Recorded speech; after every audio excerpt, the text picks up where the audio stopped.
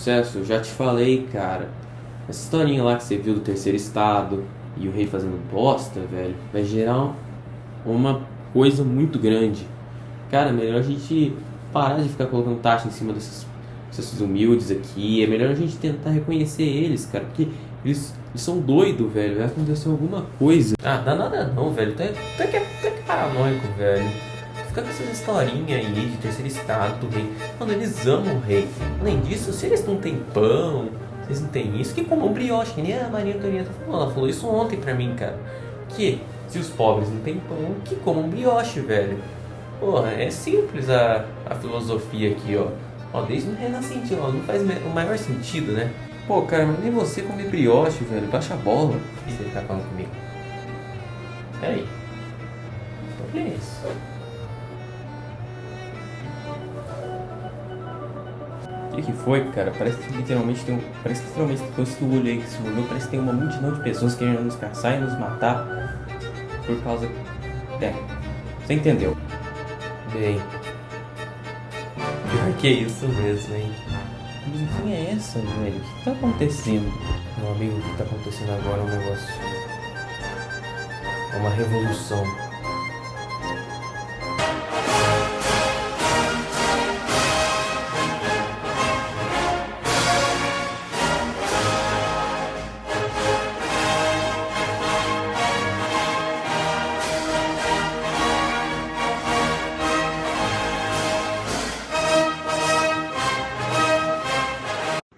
E foi mais ou menos assim, ou não, que a Revolução Francesa aconteceu. E aí, galera, sejam bem-vindos aí a mais um vídeo do Miguel Explicações, Miguel na área. E hoje a gente vai falar justamente do que vocês viram no começo, a Revolução Francesa. Não subestime a Revolução Francesa. Ela foi tão importante para nossa história que até mesmo encerrou uma era, para vocês terem uma noção.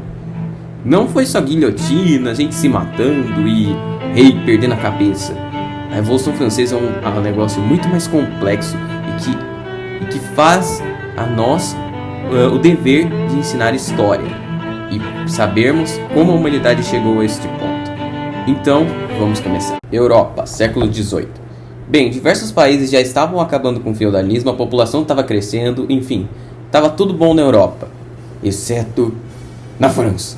Bem, foi nessa época que a França acabou perdendo a Guerra dos 7 Anos para a Inglaterra, onde ela acaba se ferrando bastante. E além disso, eles tiveram a ideia de dar dinheiro e tropas para ajudar a independência dos Estados Unidos, como uma espécie de vingança da Inglaterra. Isso até que funcionou, só que acabou quebrando a economia da França. Então, o rei, teoricamente, teria que ajudar seu povo como um cara populista e uma pessoa que iria lutar pelo seu povo e sua nação, certo? Errado no caso de Luís XVI. Bem, na verdade, esse negócio de ser absolutista não veio com ele, mas sim veio com a família dele. Rei Luís XIV, XV, XVI, todos literalmente herdaram uma coisa: o money. E com todo esse dinheiro no bolso, esses reis ficavam se gabando e sendo absolutistas, no lugar mais absolutista da Europa, a França. E esse rei Luís XVI não tinha popularidade com a população. Isso porque ele era considerado meio ineficiente. Além disso, ele demorou bastante para ter um filho. Ele era casado com a Maria Antonieta da Áustria. E esse casamento estava meio... mais ou menos, como é que posso dizer? Assim, como dito antes, eles demoraram para ter um herdeiro e a galera não estava gostando muito disso. Além disso, outra característica da sociedade francesa que a gente tem que citar é a famosa pirâmide das classes sociais. Bem, basicamente haviam 3 classes. O primeiro sendo composto pelo clero, a galera da igreja...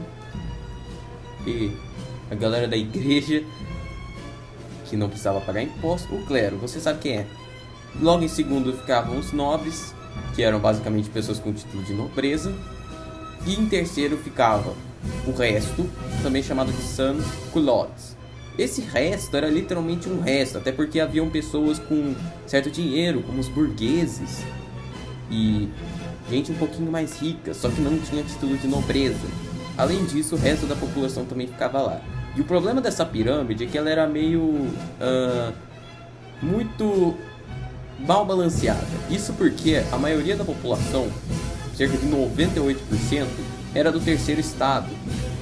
E o terceiro estado era composto por 98% da população que tinham que ficar sustentando o primeiro e o segundo, porque o primeiro e o segundo não precisavam ficar pagando impostos. Além disso, nessa época, a França e a Europa em si estava passando por um dos piores invernos da história da Europa, que estava literalmente matando as plantações.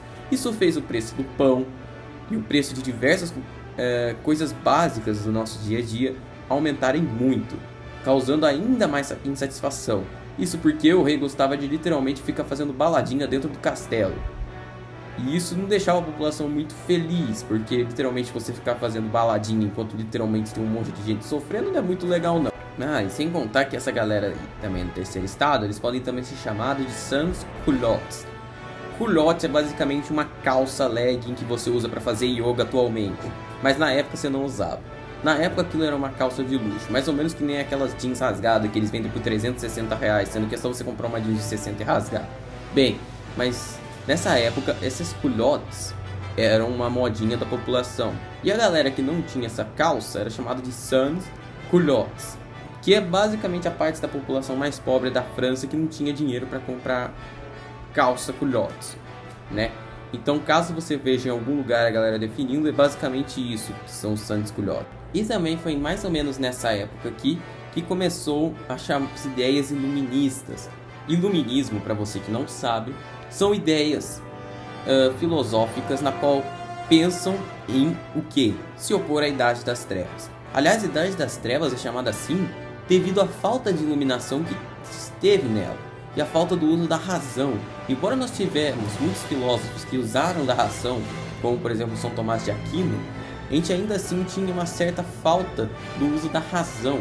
E depois do renascentismo e da ideia do humano em primeiro lugar, a galera iluminista foi surgindo.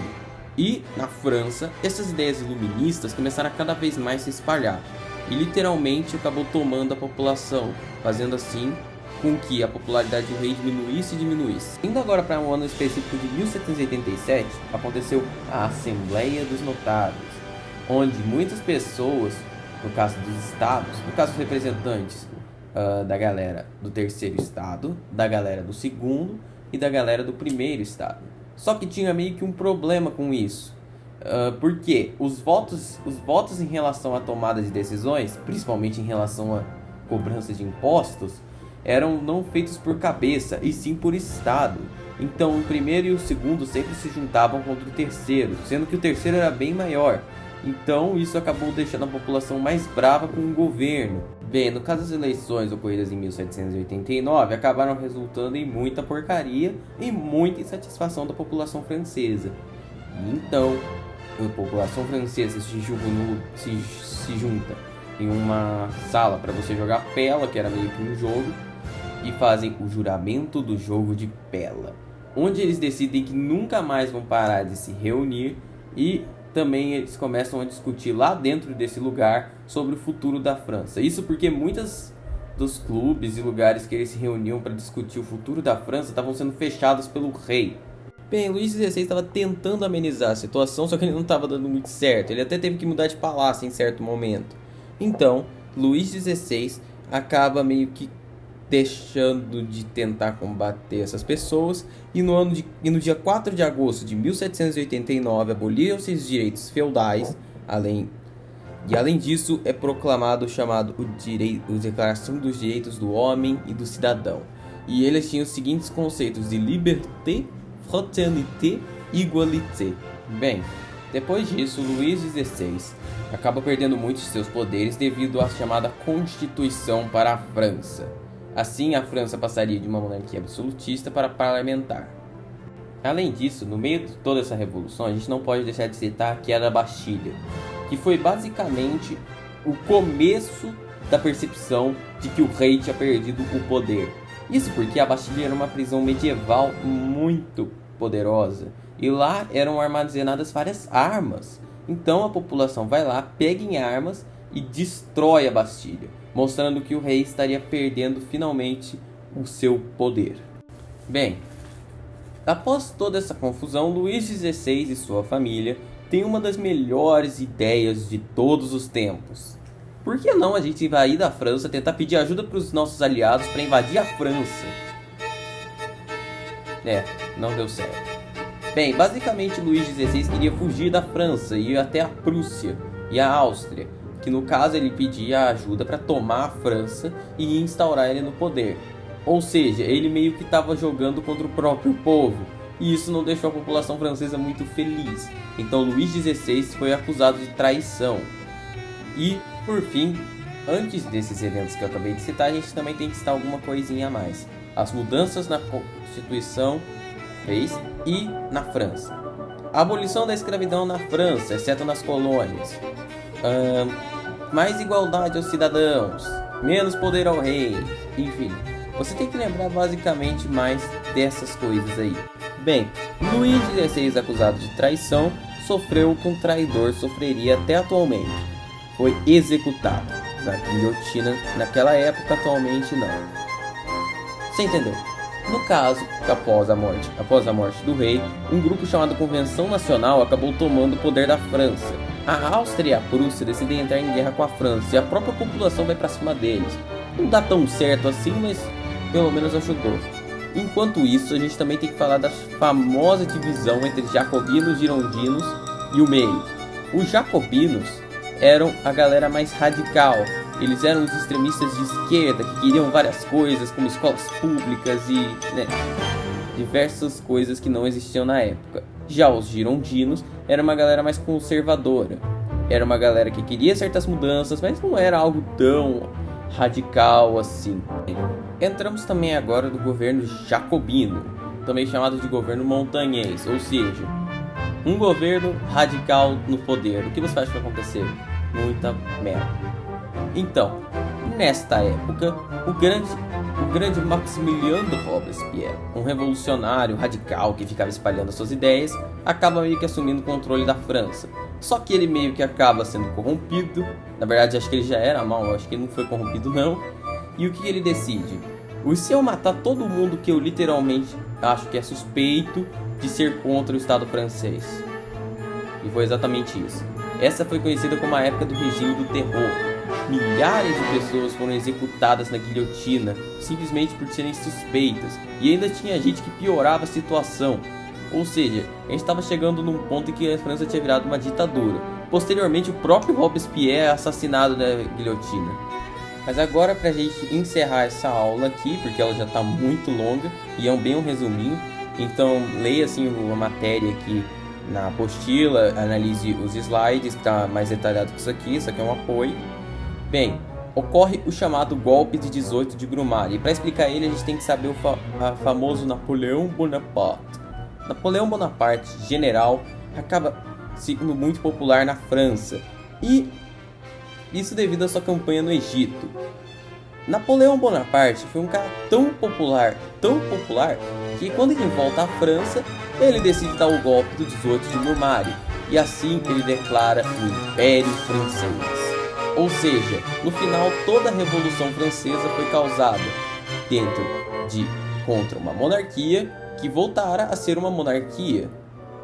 Tanto estranho, não? Mas enfim, no fim essa revolução acaba aqui. Muitos consideram o fim da Revolução Francesa nesta época. Em resumo, é isso. Obrigado por terem assistido aqui o vídeo. Deixem suas críticas ou seu like aí nos comentários. Valeu, tchau!